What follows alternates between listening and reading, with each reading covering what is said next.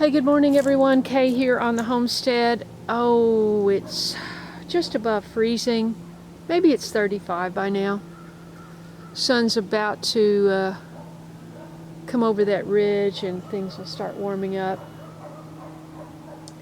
This is my raised bed garden, and it's gone through a transformation. When I got here in 21, it grew from 5 short sloped raised beds to 8 level raised beds on the hillside. The top row of wood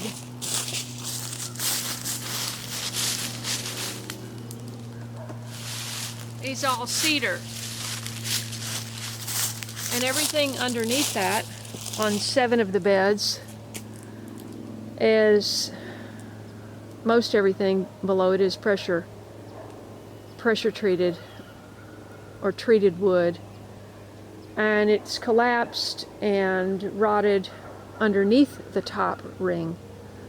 So I have a couple of guys that are coming, and they're going to be working on the raised beds.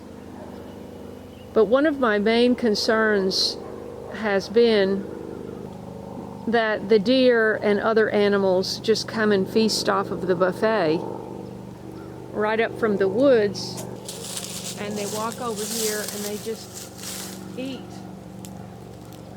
And so I have wanted since the beginning a fence, and I bought a lot of 4x8s, 4x4s by 8 feet, which have been sitting over here for 2 years. They should have been covered. They weren't. At any rate, it's cedar, so they're still okay. And I bought them for fence posts to go around this whole thing. And here they sit. So I'm cautiously hopeful that these guys are going to be able to deliver what I've wanted since the beginning. But there is not enough space between here and here for clearance, for a fence, clearance, and the raised bed. So, because 6x8s are hard to reach anyway, can't even reach to the middle really, I'm going to reduce these. These are going to be completely rebuilt. This top ring is going to be, they're going to sawzall it off and use it on the back row. Those aren't changing size. These are going to be 4x8s. So I'm going to gain, let's see, this is 6. So I'm going to gain that much. And this is enough for the wagon. And then I'll put the fence right here, because you can't put a fence right beside the driveway, because, you know, if trucks are turning around, it's just too, it could knock the fence down. So you have it set back here, and then you got a chance to weed eat and everything. So that's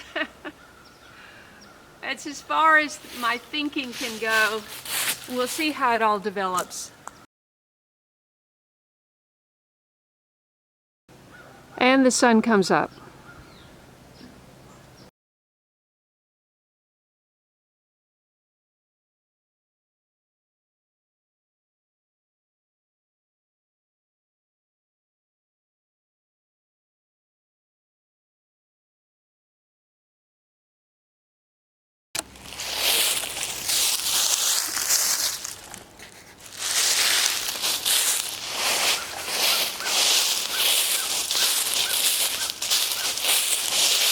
Hoping to get some of these leaves up today.